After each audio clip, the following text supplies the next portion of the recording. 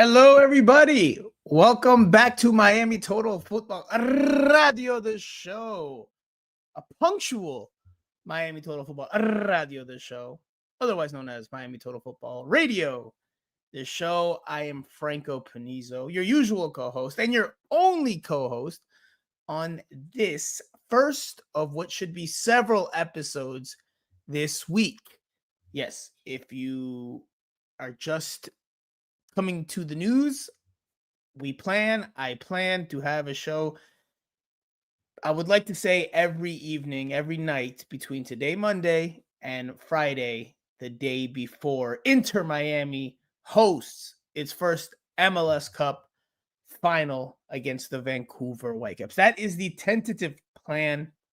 We still don't have a full MLS Cup Final week schedule, so it is subject to change, but the initial plan is to do one of these every night between now and game time. Obviously, there'll be shorter episodes, probably in the 40 to 50 minute range, which, hey, maybe is something you guys like better.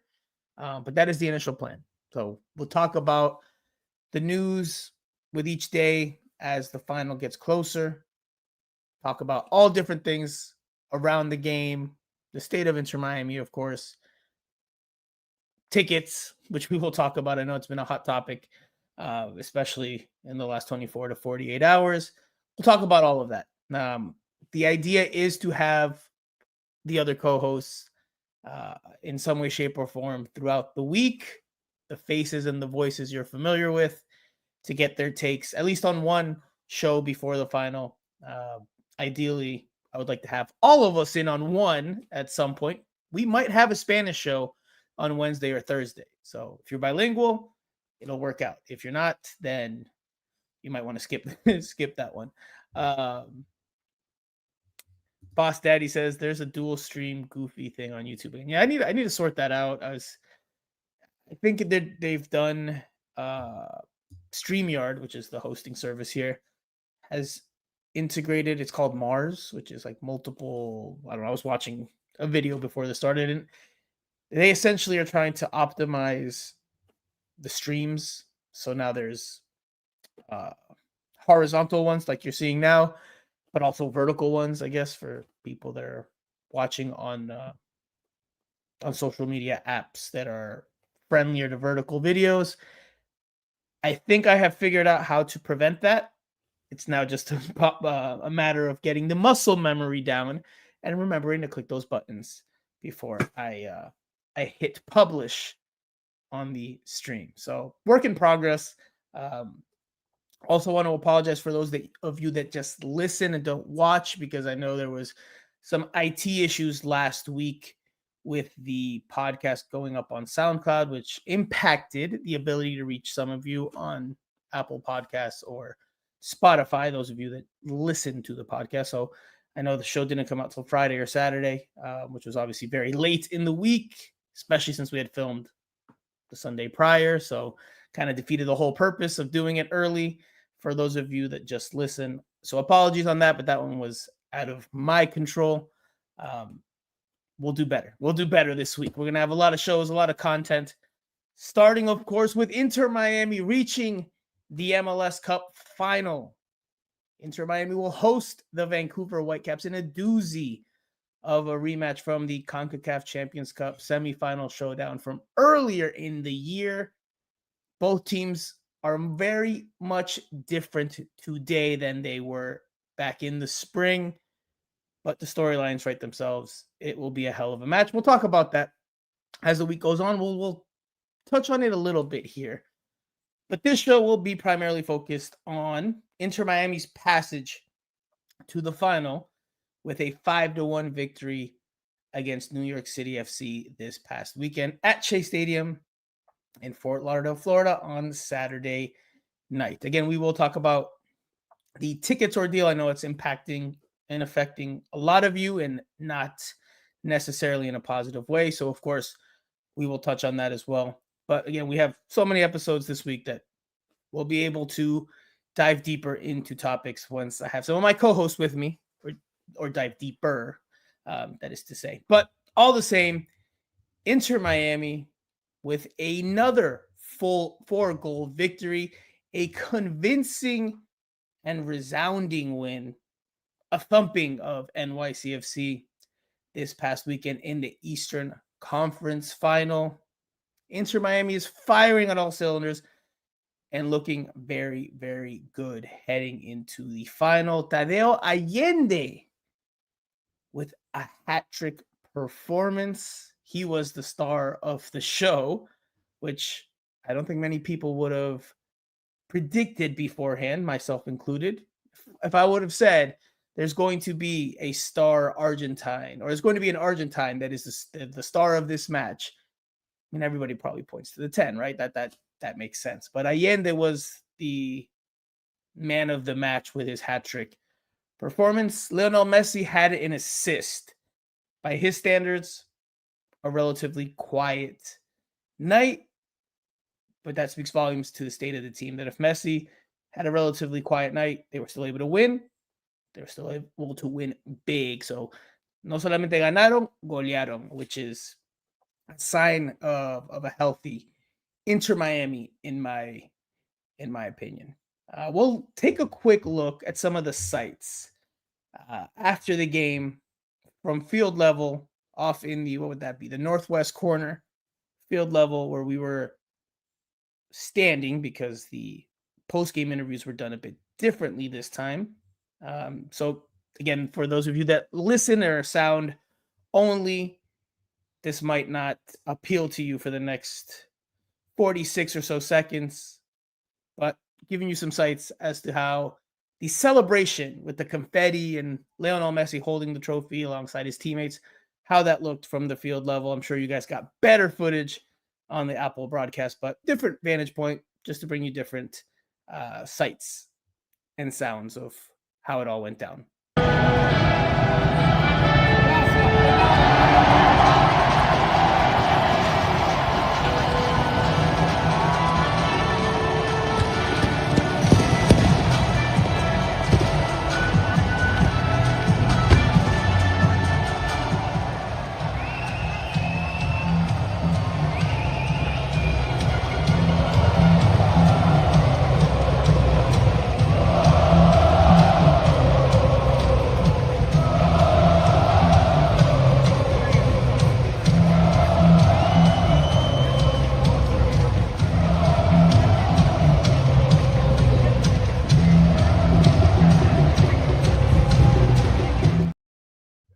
So there you have it. I don't know if it looked as blurry for you guys there while I watched it now as well as it did for you guys. I don't know if it was that blurry, but didn't look that blurry to me on the phone or anywhere else. But all the same, you can see Inter Miami was festive this past Saturday after the 5-1 mauling of New York City FC. I know how this is going to sound. I know how I'm going to come off, but I am not a huge fan of the conference championship confetti and the trophy and the celebration. Like, it's definitely something to to commend, to reach the MLS Cup Final. You're a finalist for the big trophy, the big MLS hardware, the one that will give you the star above the crest. And I know it's a tradition, but in my opinion, I think it's a tradition worth doing away with. It just feels too much like it comes off as you have won a championship, and you haven't yet. Yes, you've won the Eastern Conference Championship, but it's not a real final, right? It is a semifinal in, the real sense of the word. Again, something, Inter Miami deserves all the credit to get to the final, especially with how they've been playing. But to me, in MLS in general, could probably do away with it. Team should celebrate it, enjoy it with the fans, especially if you play at home. But as Jorge Mas said during his on-field interview, one more to go. One more to go. That's the big one. If you lose the final this weekend, the Eastern Conference Championship or the Western Conference Championship, celebrating it is just a footnote. So again, I know it's U.S. culture. but this is one thing that probably we could do away with. As for the game itself, Inter Miami in that 4-3-3, no Luis Suarez yet again. Chelo Weigand got the start over a recovering Ian Frey. That was maybe the slight surprise. Although there weren't very many surprises, it was essentially the same starting lineup that we've been seeing in the recent games.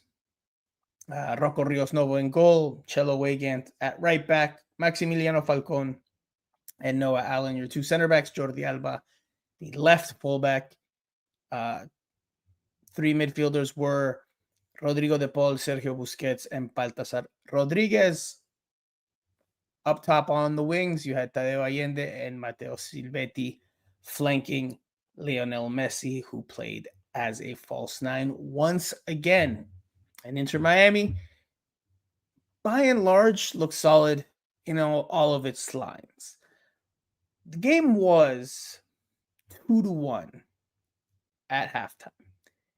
And there was a moment in the second half, a very specific punctual play, una jugada puntual, where New York City FC could have tied it.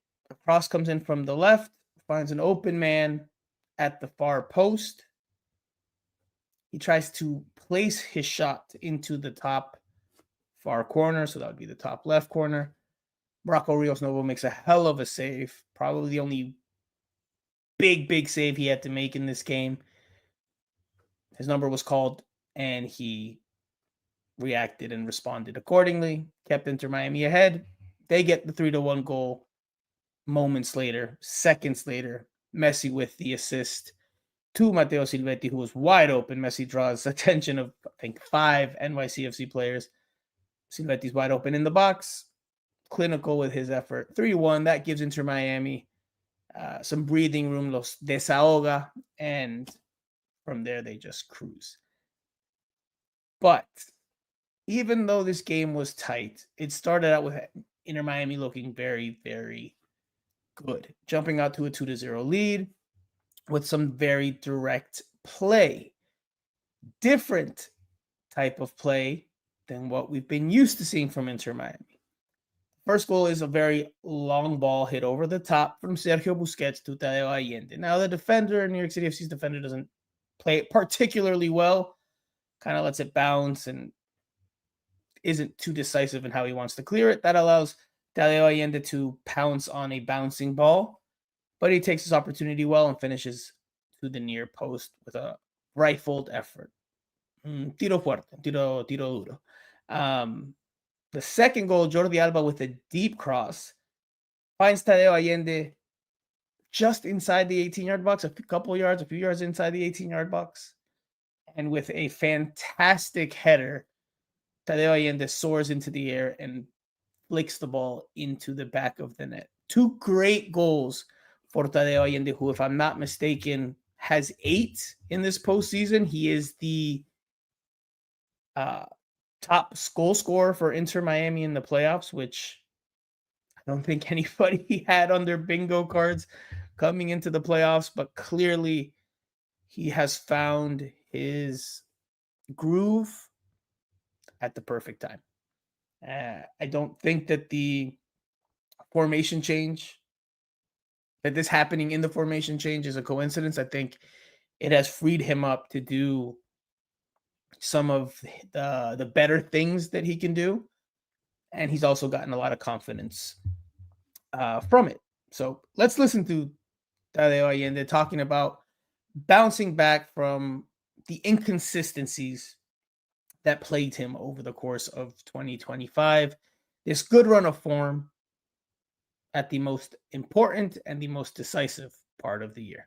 Y bueno, a ver, después de todo eso uno tiene recompensa, si bien no es momentánea, pero llegó en el momento justo.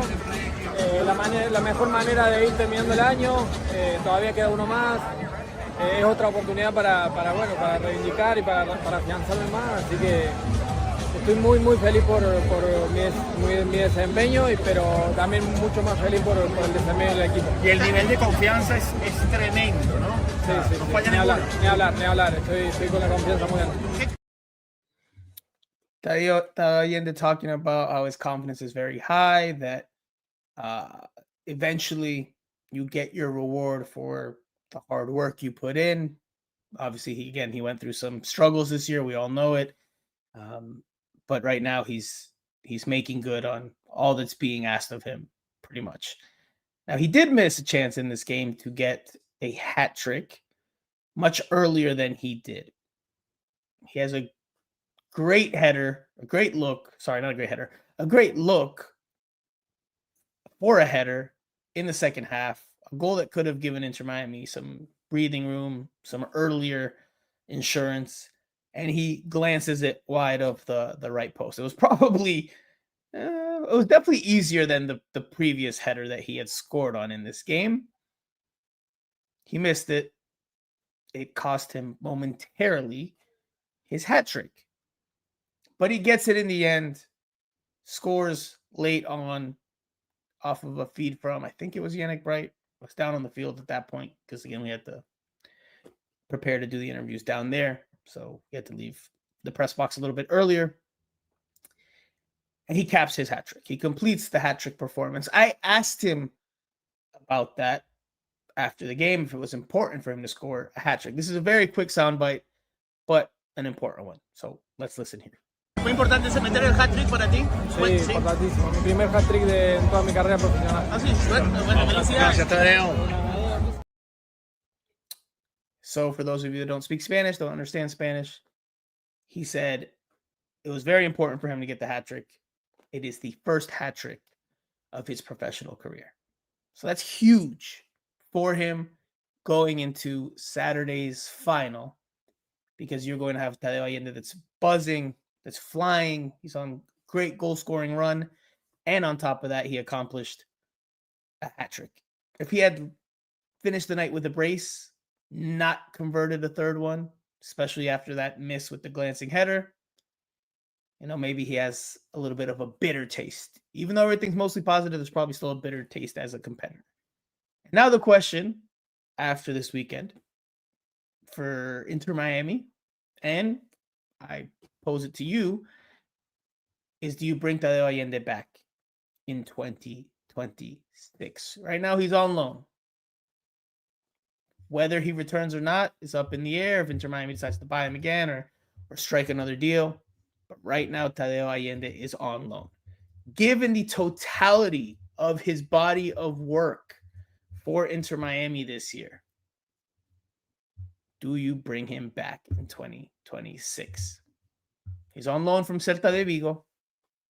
Do you bring him back to be a starter in 2026? Or do you think the inconsistencies that he has shown throughout the year are not something to ignore, and that Inter Miami should maybe look elsewhere for reinforcements? It's a question for the offseason, but something to start pondering now.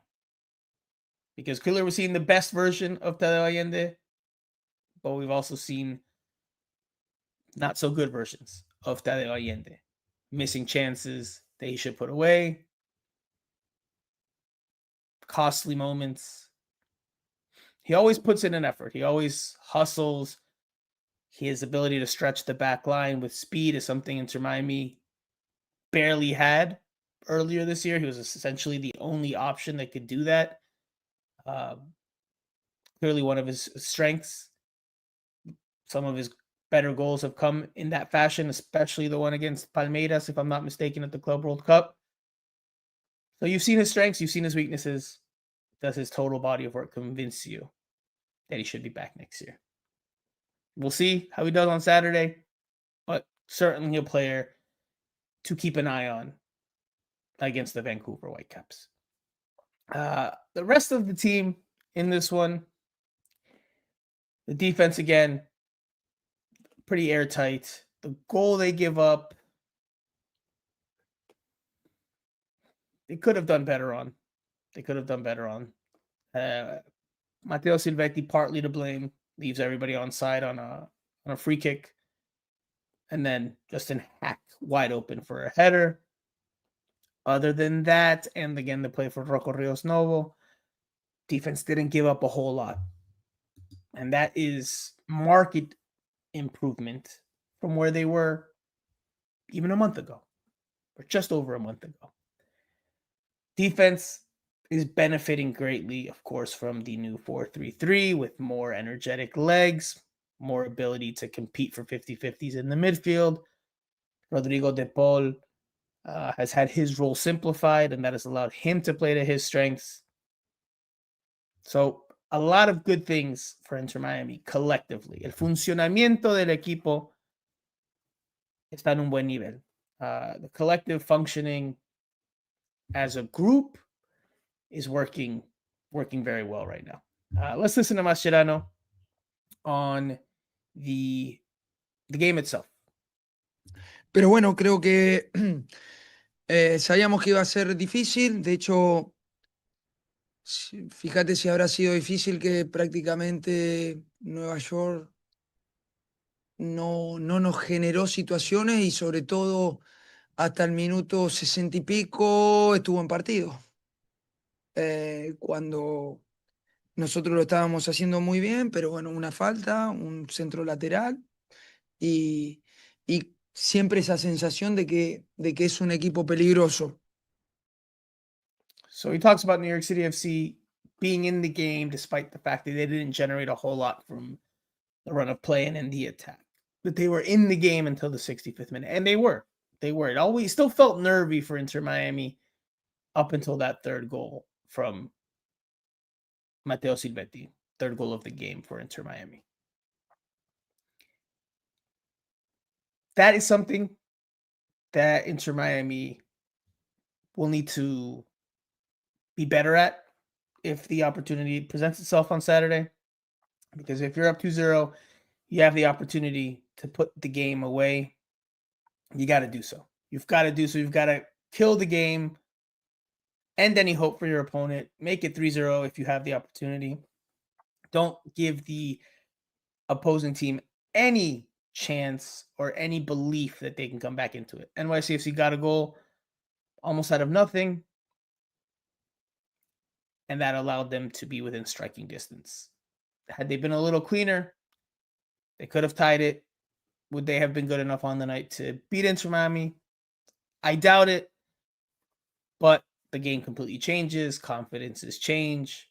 Everything changes had they gotten that 2-2. They didn't, and Inter Miami ultimately cruises to the finish line and blow it wide open for the, again, third consecutive 4-goal win. Jose Ba 195 in the comment section says, Inter, go, last step, difficult match. Let's play the way we know how. Humility and head. 3 bicep emojis. I think he means humility and cabeza, or like, smart game is what I'm assuming Jose is going for there. And I do want to talk about Lionel Messi in this game. And this is not a criticism of Lionel Messi, but he wasn't at his highest level in this match. Yes, he drew a lot of attention. Yes, he got involved in moments. Yes, he had the assist on the third goal, which Inter Miami needed. But he wasn't at his best. This wasn't a game where if you were rating him on a scale of 1 to 10, you would say he was at 8, 9, or 10 points. No estaba 8, 9, o 10 puntos. Doesn't mean he played poorly, but he wasn't at the high level he's normally at. I asked Javier Mascherano about what it says with this state of the current team, that even though Messi wasn't at his highest level, that this team could not only win, but win big. And again, it wasn't a criticism. It might have been received by Mascherano as I was trying to be critical of Messi for not having a great game, but I wasn't. And I asked him the question, and I said it like this in Spanish. What does it say about how healthy the state of the team is from a soccer standpoint, that even when he doesn't have a massive night where he has to be the difference maker, the team wins and wins big? Because to me, that is a sign of improvement That is a huge step forward. And that to me makes Inter Miami the big favorites going into Saturday. Because in the past, we have seen for Inter Miami to compete in a lot of the more competitive, more decisive games, Messi more often than not has had to put the team on his back. We've seen it with Inter Miami. We've seen it at other times, at other stops in his career. I mean, Messi dependencia or Messi dependence, it's not something new. We've seen it at different stops throughout his career. And of course, when you have a player of his caliber and of his quality and of his skill and of his level and his know-how, I mean, how could you not? But there's been times where he hasn't been able to do it. He's had an off night, hasn't been his amazing magical self, which happens to players. But nobody else has stepped up around him. So the expectation normally in these decisive games is Messi has to practically do it all. If he doesn't, Inter Miami has little to no chance. Well, that's no longer the case. We're seeing an Inter Miami. We saw an Inter Miami this past Saturday that without Messi getting on the score sheet and with delivering what was, albeit an important assist, was a pretty simple assist. Even still, Inter Miami routed New York City FC. They beat them big time. And they have found other ways as a team to cause damage to the opponent. Again, the two first goals are from very direct play, Busquets and Jordi Alba, who will play the final game of their careers this weekend against the Vancouver Whitecaps. Both from long balls. Tadeo Allende stretching the back line and being clinical. That's different than what we've seen from Inter Miami for much of this year. So for me, if you have a team that can play well, create chances, and take them without needing Messi to be overly involved, that speaks wonders to where you are heading into the final. Because we know what Messi can do, right? We know Messi can take a game by the scruff of the neck, and with his individual magic, his ability to filter passes, filtrar pelotas, shoot from distance, free kicks, we know he can do it. Now, if you have a team around him, players surrounding him that are also better equipped to help him, to win games, to not rely only or solely or mostly on him, that makes you a very dangerous team. I think Inter Miami is the heavy favorite on Saturday. I will talk about the Vancouver Whitecaps later in the matchup itself. I do want you to listen to the exchange with Mascherano. Again, he might have taken it as a criticism. His response, my interpretation of it is interesting, which I'll share afterwards. But let's listen to Mascherano's response to my question about the state of the team, because it takes him a while to get to the point of agreeing that, yes, everyone needed to take a step forward, and now there's a better team around Messi. And it wouldn't be fair to rely mostly on him or solely on him to win games. But at first, he starts really by defending the number 10's performance, talking about his pressing ability, talking about the high expectations that we have for Messi because of the alien-like rendimiento, the alien-like performance levels he has delivered consistently for so long, where he is the difference maker with multiple goals, assists, etc. But here we go. Let's listen to Mascherano's remark, and we'll pick up from there. Hemos visto otras cosas No del lo equipo. conseguiría, pero bueno. Bueno, hoy una asistencia de los 5 goles. O sea, Y parece anormal, ¿no? Un Por- día que da una asistencia parece anormal. Claro, cuando había hecho los 12, había participado en los 12 goles anteriores. bueno, pero Sí. no directamente como suele hacer, como lo hemos visto. ¿Qué tan bien habla eso de qué tan sano está el equipo futbolísticamente? Que Messi no está 8, 9, 10 partidos donde es la figura decisiva, el equipo igual no solamente gana, golea. Bueno, creo que te vuelvo a repetir. Al final Leo nos ha acostumbrado a lo extraordinario. Y porque es alguien extraordinario, es alguien que nunca más vamos a volver a ver, o por lo menos es lo que creo yo. Eh, y creo que vengo insistiendo muchísimo, y inclusive lo insisto cuando en los últimos, digamos, en los otros partidos, ¿no? En los últimos 4 partidos, venía insistiendo de la importancia de Leo sin pelota. Es el primero que lidera la presión, el primero que nos muestra el camino. Eh, ha estado generando un desgaste en estos últimos partidos increíble. Y porque lo otro con pelota ya sabemos lo que es, la capacidad que tiene. Y, y es verdad, hoy quizás nos asombra que no ha podido convertir, pero nos termina dando la tranquilidad en el tercer gol con una asistencia que él solamente puede ver y, y prácticamente cerrando el partido. El resto, sí, claramente. Él solo, por más que es el mejor de la historia, si lo dejamos solo, sería muy injusto pretender que él termine ganando siempre los partidos. Y bienvenido sea que el resto acompañe, y creo que todo el mundo ha dado un paso adelante. De eso se trata. Para poder competir a este nivel, todo el mundo tiene que dar un paso adelante. Los jugadores lo han entendido, y teniendo la carta ganadora como la que tenemos nosotros, es todo mucho más fácil. That concludes the press conference. So I pretty much paraphrased most of what he said before the soundbite, before the video clip.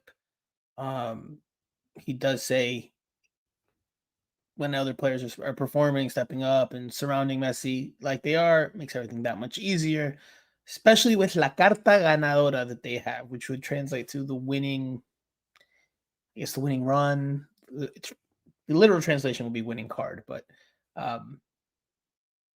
winning way, the winning form that they're on. Inter Miami's in good shape. My early prediction here as a Monday, and I'm sure I will repeat this throughout the week on all the other episodes, Inter Miami will be MLS Cup champion come this Saturday. I think the season will end with a coronation. There will be a party in South Florida this weekend. Inter Miami, I think, will get their first star. I just don't see. That's not true. It's not that I don't see. I just think it's going to be very hard for the Vancouver Whitecaps to beat this version of Inter Miami. That's not to say it's impossible. There are ways to do it. There are ways to do it, which I'll talk about here in just a moment. But I did want to touch on something that Mascherano mentions there, because he says he doesn't agree with the statement that maybe the team is becoming less Messi dependent. And he talks about how Messi was involved in all, I think he says, of all the goals prior to this match against New York City FC. I think it's 12 goals or so, something along those lines is what he said, if my memory serves me correctly, that he directly or indirectly played a part in. But if you go back to the last game against against Cincinnati, if you go to the most recent game, Inter Miami's 4-0 victory over FC Cincinnati, Messi has a goal in that game.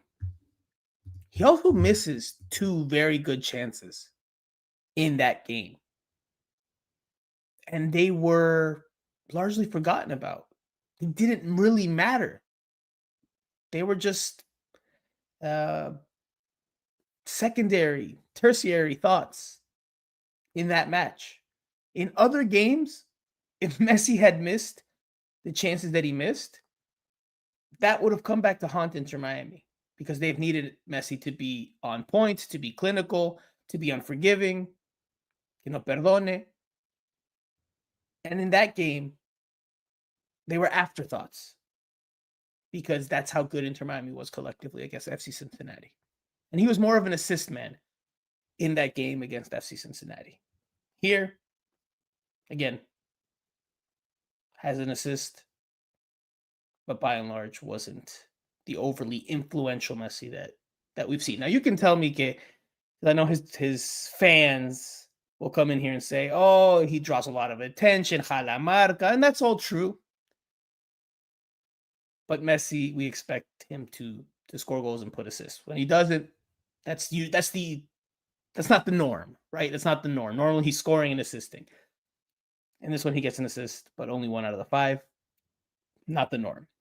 Not the norm. But that's not to say I'm criticizing Messi, just to make that clear. I'm just saying how good shape Inter Miami is in today. Switching gears to this weekend. Inter Miami will welcome the Vancouver Whitecaps on Saturday afternoon at Chase Stadium in Fort Lauderdale, Florida. First MLS Cup Final Inter Miami will be in, and it will be at home. Now, it took, 6 seasons? If I'm not mistaken, yes, correct. This is the 6th season. It's a huge game for Inter Miami, the most important of its existence to date. This will help outline and define Messi's stay with the team for however many years it ends up lasting. This will define part of his stay in MLS. This will define the part of the closing chapter of his legendary career. So it's a big game with a lot at stake. Now, one thing that we're going to touch on here, that I'm going to touch on here, that I think needs to be addressed, corrected, fine-tuned. Doesn't have to be changed completely, but it does have to be altered. Un ajuste. And that's Inter Miami's penchant for its habit for getting into heated verbal exchanges, skirmishes, scuffles. Because while it's maybe true that Inter Miami walks that fine line to try to get under the opponent's skin, to rattle them and make them lose focus, as was the case for NYFC FC this past weekend. There's a big coming together. Starts with Maximiliano Morales and Rodrigo de Paul. Messi gets involved and is fuming at Maxi Morales, his compatriot. And they have a heated exchange, and Messi just keeps following him around the field to continue to chirp.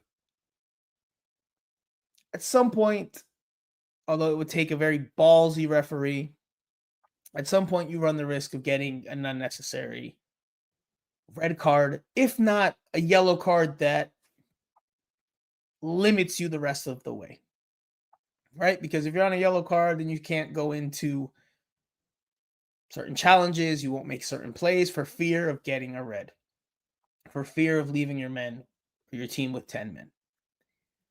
Mascherano, during the whole ordeal against NYCFC, was pretty passive. Just kind of sat on the sideline. Didn't really try to calm his team down. It was almost as if he was a passenger or a passerby, just on looking and just letting it sort itself out. I would have liked to see him take better control of the moment, try to get his players to focus again. I would have liked to see the referee do that as well. I get to some point, I get to an extent, doing it to get under the opposition's skin. Again, Inter Miami scores a goal shortly thereafter that makes it 2-0. NYCFC's coach said that his team was naive in terms of what he saw from them at certain points. I imagine that was one of the moments where he probably saw some naivety from them. Thiago Martins, the NYCFC defender, he said that they knew to expect that they shouldn't have fallen for it, essentially. But that's who Inter Miami is. And it's hard to deny that at this point. They're definitely a team that tries to rattle you, that tries to play the mind games, tries to get you to perder los papeles. It's clear that that's one characteristic of this Inter Miami team. Maybe you could say they adopted that from Mascherano. You know, they say teams take on the personality of their coaches. Mascherano was no saint on the field. So maybe it's one of his characteristics. Maybe it's something, you know, clearly he's not super concerned about, but you would like to hope that they slightly fine-tune that going into the final. Again, it would take huge guts to suspend anyone on Inter Miami, especially the bigger name players, let alone in any game, but especially a final. But you don't want to run that risk. And maybe Inter Miami knows that psychologically le va a costar a árbitros. It's going to be tough for any referee to make that call because of how much attention it would draw, and they know, they understand that psyche. So maybe they push the envelope, they push the boundary, they push the line because they know they can get away with it. But it also does create an image where you're sore winners, right? It does create that image. And then maybe at the end of the day, look, if you win the MLS Cup, you don't really give two craps. You know, you see Rodrigo de Paul do a lot of the same stuff with Argentina, you know, defending Messi, et cetera, et cetera. Maybe at the end of the day, if you win, that's all that really matters to you. But you could probably do a little bit better. Hacker-JZ6MM says it's part of football. Mind games with foot games. Yeah, 100%. 100%. They definitely play the mind games. Absolutely. They definitely use that to their advantage. And that's part of having jerarquía. That's part of having know-how, working the refs, working the game. No team in MLS really has el peso. No other MLS team has the weight or the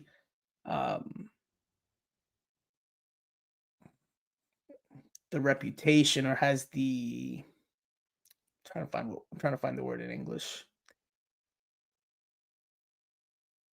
They just don't have the ability to pull off the same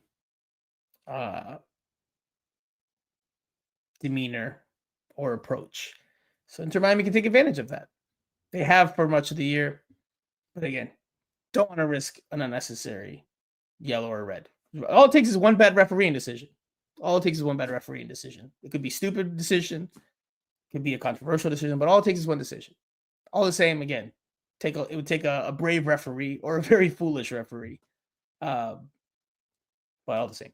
Anyway, going to the Vancouver Whitecaps game this weekend, Inter Miami faces one of the best teams in MLS all year, a team that beat Inter Miami soundly over two legs in the CONCACAF Champions Cup semifinals earlier this year in the spring. A team that is capable of beating Inter Miami on Saturday. It is capable. The Canadian side has the counterattacking qualities that can cause Inter Miami's backline problems. But this is my early take, my early opinion, my early analysis. I don't know if it'll change much over the course of the next few days. If there was one team that I think could beat Inter Miami in the MLS Cup Final at home at Chase Stadium, it's probably this Vancouver Whitecaps this season. But in order for this version of the Vancouver Whitecaps with Thomas Muller, with Thomas Muller in the lineup, they're going to need to be deadly and almost perfect in their attacking transitions. And they're going to need to be ruthless and clinical with the chances they have. Anything less than that, I don't see any other way they beat Inter Miami. Because Inter Miami, with the way it's playing, with the role players stepping up, with Messi still having the ability to be Messi, I just don't see any other way for Vancouver. So they have to be those two things. They've got to be at their top level to have any chance to beat Inter Miami with the form that Inter Miami is in. I fully expect that not to be the case. I think Inter Miami has enough alternative options to score and inflict damage that they will outscore Vancouver when all is said and done. And Inter Miami, I think, will be crowned champions. But it will be a very interesting game. You know, how will the stars perform? How will Messi perform? How will Thomas Müller perform? You can talk about the role players on Vancouver. Sebastian Berhalter has been big this year. He's worked his way into the U.S. men's national team picture. Brian White, on the other end, has shown to be a very clinical number 9. But even still, on paper, just pound for pound, player for player, Inter Miami, on paper, is the better team. And then when you look at the run of form heading into this game, Inter Miami's also collectively on an incredible run. I would even almost say probably unprecedented in MLS history. I don't have that in front of me to say with 100% conviction, but I highly doubt any other team in Major League Soccer history has won 3 games in a row by 4 goals going into MLS Cup. I can't remember any off the top of my head, but I doubt it's happened. Let's listen to Mascherano talk about the Cup and the crowd this coming Saturday because, again, Inter Miami will be at home. They will have the home field advantage. They'll have La Familia and the crowd behind them. At least that's what we think, because there's been a whole bunch of ticket uproar. But let's listen to Mascherano and then we'll come back to round out the show. Los últimos 2 meses han sido impresionantes, pero el gran mérito es de ellos, de haberse convencido de hacia dónde queríamos ir, de haberse fortalecido como grupo. Y hemos llegado al final de la temporada con un equipo con una hermandad dentro del equipo, que todo el mundo tira para adelante, que no importa los que inician, sino que somos realmente un grupo y el poder de un grupo es inquebrantable. Puede superar un montón de cosas.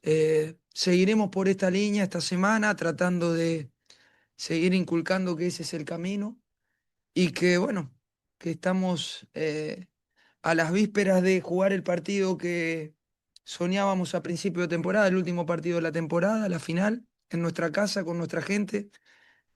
Posiblemente será el último partido de MLS en este estadio.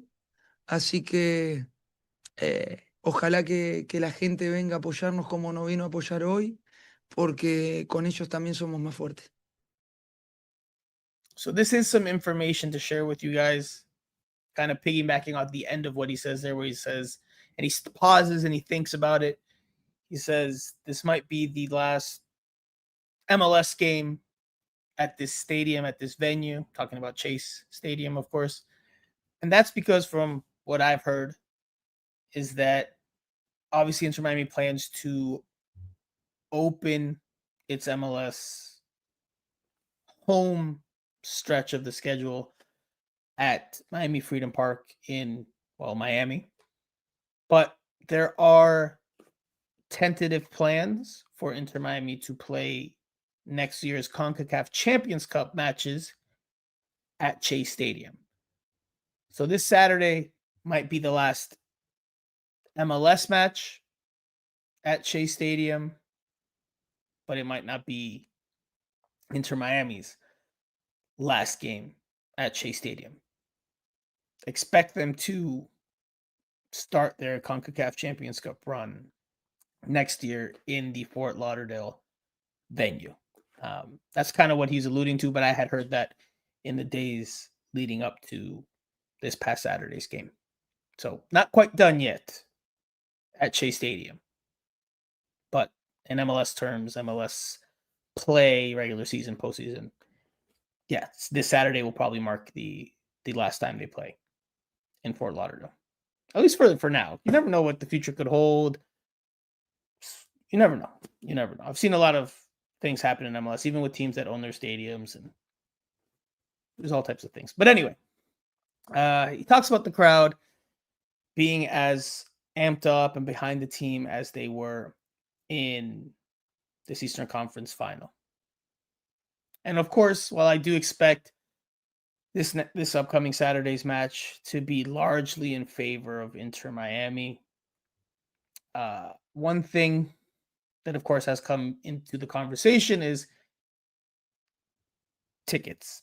And a lot of the hardcore, diehard, long-standing, day one Inter Miami fans being upset about how the ticket selling is being handled by Inter Miami. Because Inter Miami did not take the approach of offering season ticket holders their respective designated seats for MLS Cup. They took the approach of offering the option to buy tickets to Inter Miami, or the first option to buy tickets to Inter Miami season ticket holders, but not necessarily in their normal seats. You might buy tickets somewhere else because your seat might be taken, might be more expensive. Now, there's a lot of things that go into this. I know, again, for Inter Miami, this is their first MLS Cup. For a lot of people, they might not be familiar with the details. MLS Cup is run predominantly by MLS, right? So even though the game's at Inter Miami's home venue, MLS is the one that runs operations. Inter Miami gives a helping hand. It has some influence. But this is largely done by MLS in terms of how the game is hosted. And of course, this being the final, MLS has corporate partners. It has executives from New York City. It has a lot of people that it needs to get seats for. And they're not going to give them crappy seats. So if you're used to sitting at midfield or close to midfield, this is an example, well, it's going to cost you a pretty penny, or a prettier penny than usual, because there's going to be less seats for you there, because MLS has to fulfill their corporate obligations and get certain people their seats in nice areas. Now, Inter Miami did have the option, as have other teams in the past, of still giving season ticket holders their designated spots. Still a decision that Inter Miami could have opted in for. And they've chosen not to. Which, once again, is a sign during this Messi era that, unfortunately, Inter Miami is not looking out for the best interest of their fans, which is a shame. But clearly, when you opt for the decision to bypass the ability to keep your seats, you are prioritizing profits, because you're prioritizing more expensive seats. And look, I'm not an economics major, nor am I an expert. But obviously, when Messi's in the final, there's a lot of interest. People are going to be willing to pay a very pretty penny for a lot of these seats. And Inter Miami feels it can make a lot of money not giving you guys your seats, which is unfortunate, because you guys have been loyal fans, right? If you're the season ticket holders, you're especially loyal because you're paying your hard-earned money, not for one game, not for two games. You're paying for an entire season. It's unfortunate that you don't get your seats. It's unfortunate that tickets are very expensive, though it's understandable. It is unfortunate that Inter Miami has opted for this way. Because while MLS can still designate seats and everything it has for its corporate sponsors, Inter Miami still has the option to choose. They've clearly chosen profits over fans. It's not the first time we've seen Inter Miami not do right by its fans. You know, we saw it at the Club World Cup in the first game where there was no designated section, and I know there was a lot of finger pointing there, but Inter Miami didn't do right by its fans. This is not the first time. But it is a characteristic of a quality that Inter Miami has had. I don't know, maybe quality is not the right word. An attribute, or I guess just a characteristic that Inter Miami has had in this Messi era. Profits are a big deal to them, right? They clearly want to make as much money as possible. I could understand if this rubs you the wrong way. I could understand if this makes you not want to renew your season tickets.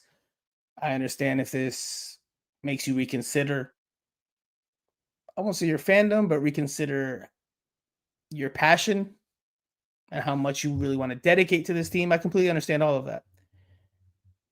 This isn't the best way for Inter Miami. This is a short-sighted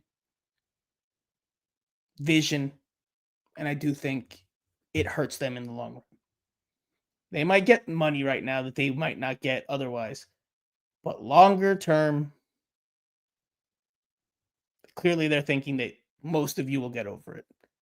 Clearly they're thinking that if Inter Miami lifts MLS Cup and Messi stays on for a few more years, as he's expected to, that you'll get over it and the page will be turned.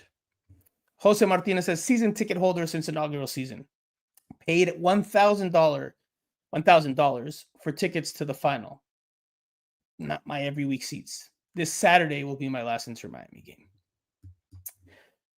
Jose, I'm not saying that your feelings are wrong. I'm not saying you're not going to stick to your word.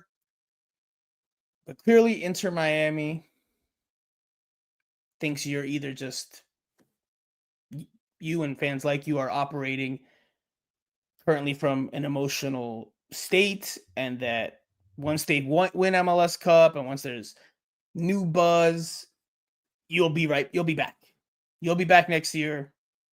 And if you're not, then somebody else will be, because there's so much buzz around Messi. Longer term, we'll see how this works out for them. You know, the days that Messi's not here anymore to put butts in seats, we'll see how much of the core audience, the core fan base,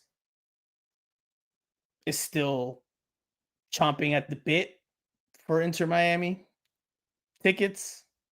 I'm not surprised that Inter Miami for Miami Freedom Park has asked for 3-year agreements for some tickets, especially for the more expensive tickets. They want to make sure y'all don't go anywhere. I agree with this is not a good look, not the right way to do it. But alas, this is what Inter Miami has decided.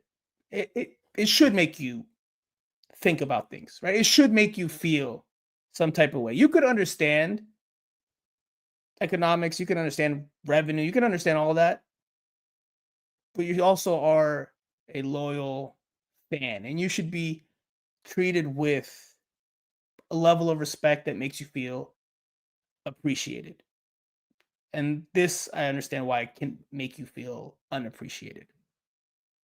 But we'll see. What the atmosphere is like this weekend. Surely it will be festive. Surely it will be rowdy. It was rowdier and more pink this past weekend. There were towels that were given out for the fans. There was pink smoke before the game. It'll be a whole show prior to kickoff on Saturday. Some of the stadium will just be MLS executives, MLS employees. I can tell you that from years of experience covering MLS and MLS Cups. I've covered, I think, 10. This will be my 11th, if I'm not mistaken. But the vibe should be pro Inter Miami. Very much so. Very much so. And it should help, hopefully for Inter Miami's sake, push them on to an MLS Cup win. But we will leave it there. I've gone longer than I said. I said 40 to 50 minutes, and I've gone an hour and 1+ minutes here. We will be back tomorrow. Not sure which co-host it'll be. Not sure if it'll be Ajicita, Andrea Llanes. I'm not sure if it'll be Jose Armando, a.k.a. Island Jose, a.k.a. Cinco. I don't know if it'll be Ao Alonso, a.k.a. El Búho Alonso Contreras, Simon Evans, also known as Simon Dice. Maybe we'll get a few of everybody. But we'll be back tomorrow. No questions about it.